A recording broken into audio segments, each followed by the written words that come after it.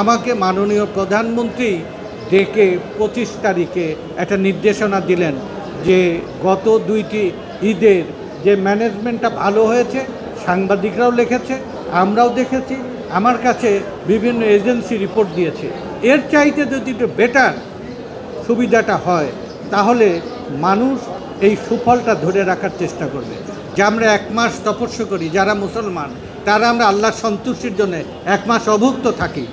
1 কোটি 1.5 কোটি মানুষ যারা বাড়িতে যাবে পরিবারের সাথে ঈদ করার জন্য, তাদের অভিশাপও আমাদের উপরে বড় কষ্টের কারণ হয়ে না দাঁড়ায়। তার জন্য বলেছিলাম এটা ইবাদত এবং সবের অংশ মনে করে মালিক, শ্রমিক, পুলিশ, বিআরটিএ, সাংবাদিক এবং আমাদের সিটি কর্পোরেশন আমরা যৌথভাবে যদি কাজ করি তাহলে 1-1.5 কোটি মানুষকে নির্বিঘ্নে বাড়িতে পৌঁছে দিয়ে বাড়ি থেকে ফেরত নিয়ে আসার, যদি উপরআল্লাহ অন্তর্যামিত দেখবে যেখানে আমরা যৌথভাবে এই ভালো কাজটি করতে পেরেছি। এই ভালো কাজটা সরকারও একটা উদাহরণ হিসেবে নিয়েছে।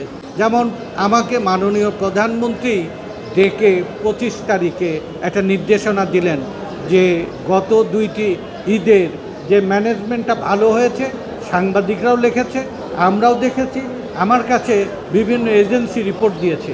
এর চাইতে যদি একটু বেটার সুবিধাটা হয় তাহলে মানুষ এই সুফলটা ধরে টানা তৃতীয়বার অর্জন করেছে দেশের সেরা সুপার ব্র্যান্ড স্বীকৃতি বসুন্ধরা টিস্যু রাখার চেষ্টা করবে।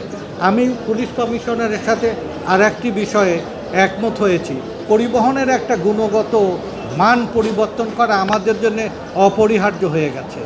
আমরা এত পরিশ্রম করি, এত সেবা দিই, দেশের বন্দর সচল রাখা, হাট বাজার থেকে সব কিছু গোটা দেশের পণ্য এবং যাত্রীবাহী বহন করার পরেও আমাদের সম্পর্কে মানুষের কমেন্টগুলো খুবই ট্র্যাজেডি। আমরা যদি সেটা হৃদয় দিয়ে অনুভব করি, এটা সংশোধনের জন্য আমরা যেন সক্রিয়ভাবে চেষ্টা করি।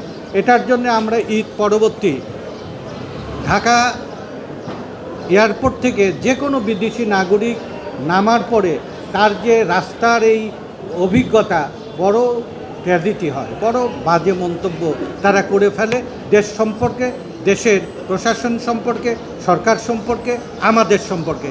এ দেশের নাগরিক হিসাবে আমরা এর যাতে অংশীদার না হই।